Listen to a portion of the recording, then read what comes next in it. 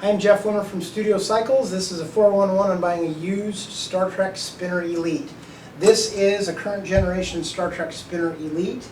You can tell the current generation Star Trac Spinner Elites by the shape of the fender. It's going to be a more rounded fender. The older Star Trac Spinner Elites were black frames with black plastic chain guards and no silver in the middle of the chain guard. You'll see used Star Trac Spinner Elites anywhere from $450, $500 up to $800, depending on how long it was in play and what the warranty is with the bike. This bike sells new for $12.95. If you find these used, this new of a bike used, if you're able to test ride the bike before you buy it, that's what's critical, because the Star Trac Spinner Elite, when it's built professionally, tuned and adjusted, and things like flywheel alignment and chain tension are taken into consideration, you can actually get a really good deal on this bike. But if this bike is built like a table from IKEA, where it's pulled out of the box and bolted together, and if the chain's too tight, you can have a bike that looks brand new but have a completely compromised drivetrain. One thing about commercial bikes that many people don't realize is that commercial indoor bikes never wear out. They're rolled over by clubs because the lease rolls over, the 3 to 4 year lease rolls over, it's time to get new bikes.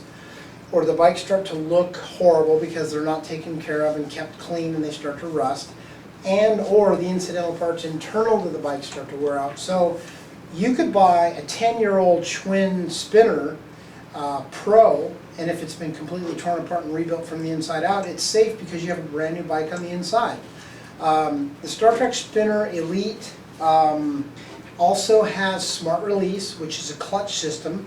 And the difference between the Pro and the Elite has a red flywheel sticker and smart release.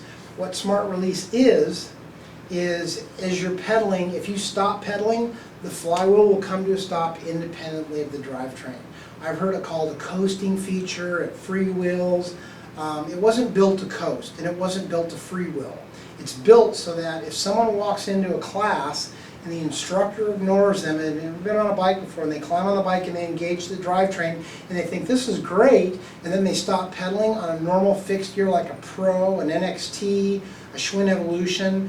If you decide to stop pedaling on a fixed gear permanent weighted bike without a clutch, you're going to break a leg or take a pedal in the back of the leg, or have